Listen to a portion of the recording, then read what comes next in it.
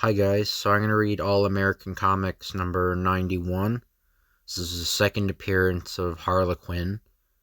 I read a comment on the other Harlequin, her first appearance, and it said that she became Alan Scott Green Lantern's wife in the comics. So I guess this is the story that inspired them getting married or whatever later on.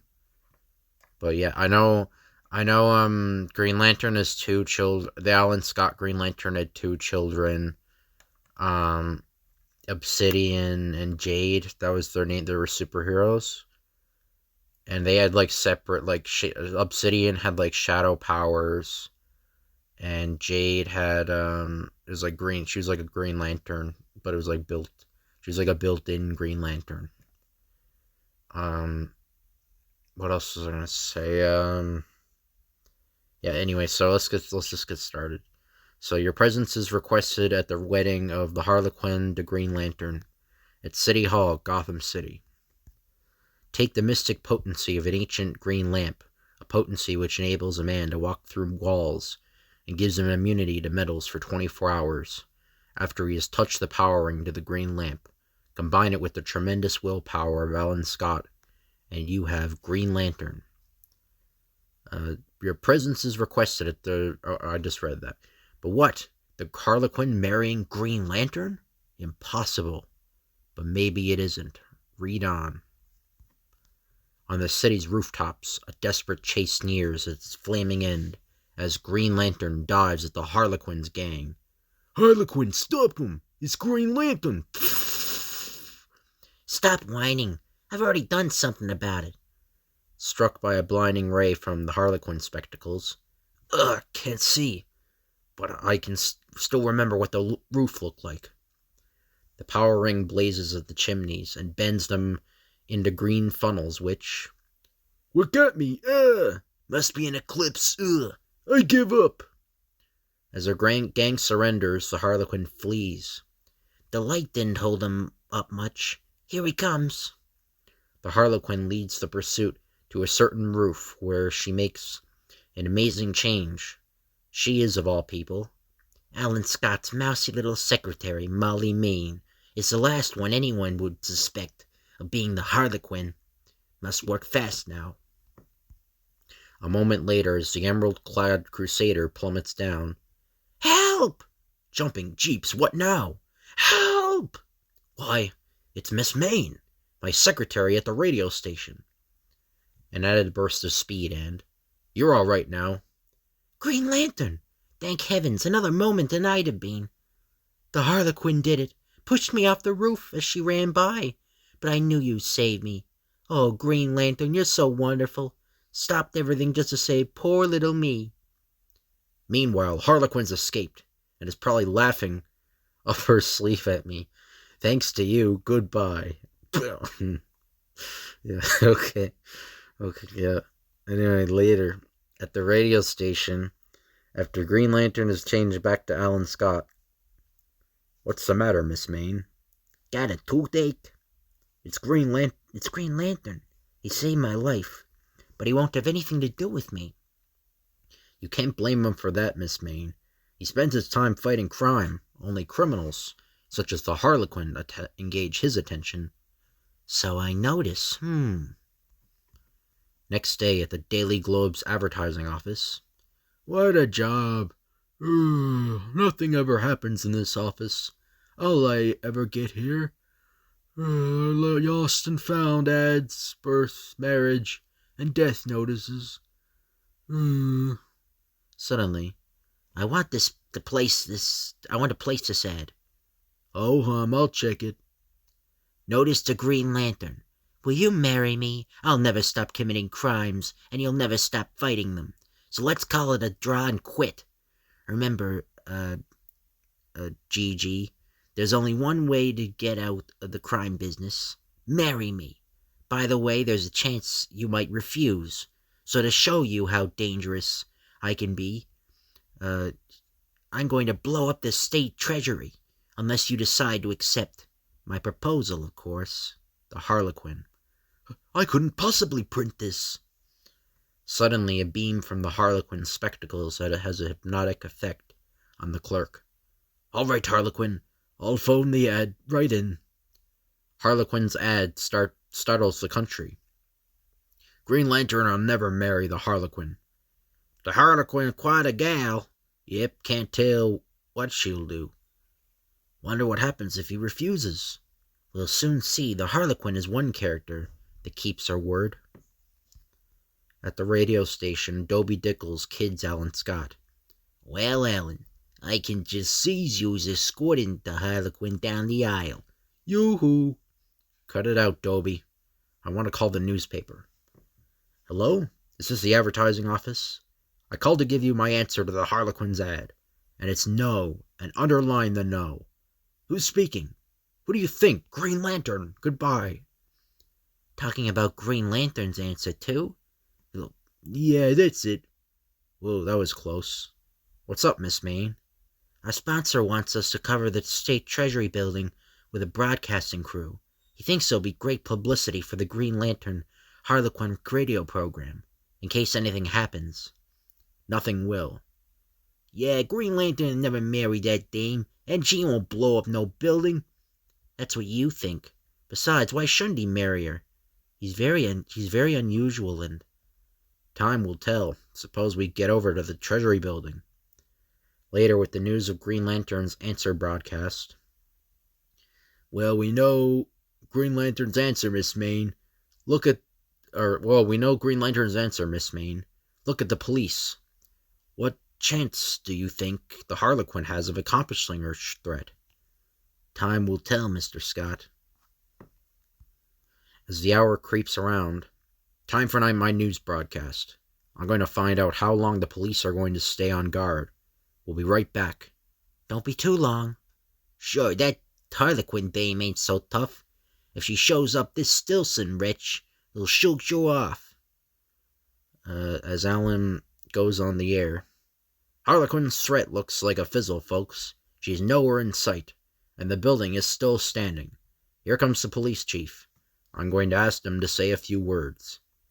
Suddenly, the insidious light emanating from the Harlequin spectacles cuts through the air and focuses on the unwary Dobie for a moment and affects a startling change. "As I said, folks, you've got nothing to worry about. This is the beginning of the end for the Harlequin. Hey!" "One side, yous two." "Dobie! Dobie, wait a minute. What's got into you?" "Let go. Take your hands off." "So yous want to get tough with me, huh?" "Your pal must have gone off his head, Scott. But don't worry. We'll take good care of him." "Something's wrong. Dobie never acted like this. I can't help him as Alan Scott."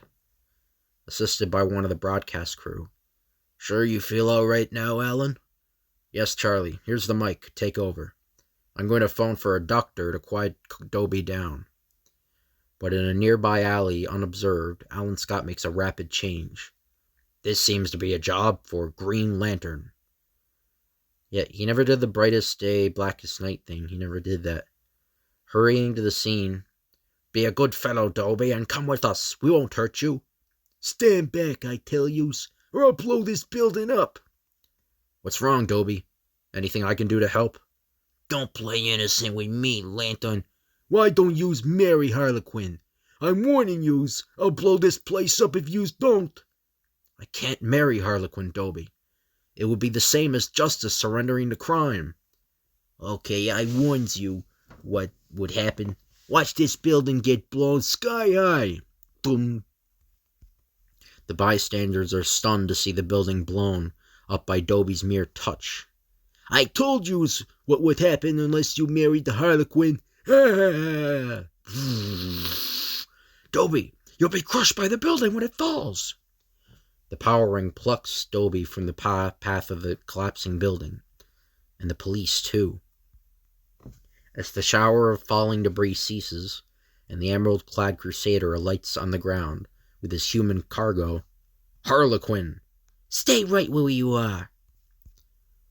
Held in check by the numbing nights from the Harlequin spectacles. "I showed him Harlequin, didn't I?" "That's only the beginning, Green Lantern. You saw what Dobie can do, and I'm the only one who can control him. Now, are you ready to give up and marry me? My answer remains the same. There can never be a wedding between justice and crime. I'll never marry you. Suddenly, released from the blinding light. You'll eat those words before long. Look behind you. Oh, come on now, Harlequin. You can do better than that. Before Green Lantern's own eyes. Gone! Both of them! Pop! Pop! The Harlequin's ominous warning is borne out by a furious burst of firing as... Harlequin's gang looting the Treasury Building. Announcer's excited description of the scene is broadcast coast to coast. The place is a madhouse, folks. Harlequin's kept her threat. Green Lantern's trying to undo the damage she's done, but it doesn't look too good. You can hear the firing as tense millions listen. Green Lantern dives through a shower of lead to come to grips with the looting Harlequin mob. He's fighting mad, no telling. Wham! That noise was just another explosion, folks. It tossed GL aside like a straw in the wind. He's all right, folks, but the gangsters escaped under cover of the explosion. Green Lantern sure took a beating in this round with the Harlequin. Later, a cry of fear rises in Gotham City. Green Lantern's got to marry the Harlequin. He hasn't got a chance against her. Neither have we. No telling what the Harlequin's gonna do next. We gotta make him change his mind. The clamor for the marriage is so great that Green Lantern determines to make an announcement on the air. 10 seconds before you go on the air, Green Lantern. What's up, Al? It's Harlequin. Somehow she hooked up to our facilities. She's broadcasting now. And heard by everyone is the ominous threat. Great Lantern, this is Dolby. It looks like the end for me. Take care of me wife, Goitrude. Goodbye. Yeah, Goitrude is the name of his taxi cab. So that's kind of like a joke. But Green Lantern, I give you 1 hour to say yes to my proposal, or you'll be responsible for the consequences. As the country breathlessly awaits Green Lantern's answer. So Harlequin wants my answer. Here it is. I'll have her in jail within the hour. Gertrude is Dobie's cab, not his wife. He's a bachelor. He's trying to sneak a message across to me. The cab is the first clue. When we left the cab, we headed for the Treasury Building. Dobie and Harlequin and her gang both disappeared in this vicinity. Every building's being searched except these ruins. Inside the wrecked building, Dobie's still wrench. The trail is getting warm. Plunging into the pit of the wreckage, Green Lantern finds himself in a tunnel, which winds interminably. Ladder ahead. This must lead to the Harlequin's hideout. She certainly won't be expecting me. But to his surprise, the Green Gladiator emerges into City Hall, where an even greater surprise awaits him. Harlequin, you've captured City Hall! Hypnotized everyone with those lights! Those lights. They've got you too, Green Lantern. Nothing will stop our marriage. I've won.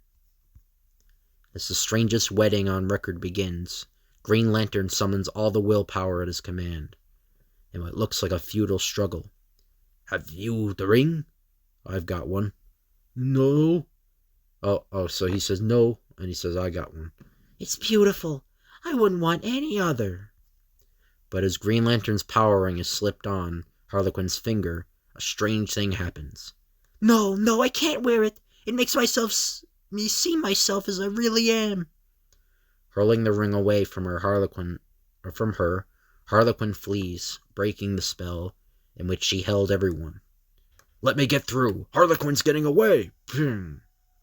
Recovering his power ring, Green Lantern races furiously after the Harlequin. She's gone, leaving me to face the music. They'll give me life for blowing up that building. Don't be silly. Harlequin wired it to explode. She's full of cute tricks, such as blinding us with those spectacles of hers, and making us believe you two had disappeared. Later at the radio station. Imagine, Miss Main, the building wasn't even blown up. It was just another of the Harlequin's illusions. What a gal. Hmm. I think so, too. And the end. So I hope you guys enjoy this video. So I only got one more Green Lantern Golden Age story, and then we're going to start reading DC Silver Age comics, and we're just going to start reading those. I will continue reading Justice Society, the Justice Society comics, but I'll do that. I'll do that like every week or so. I'll do that in bits. Anyway, I hope you guys enjoyed. If you could like, comment, and subscribe, that'd be appreciated.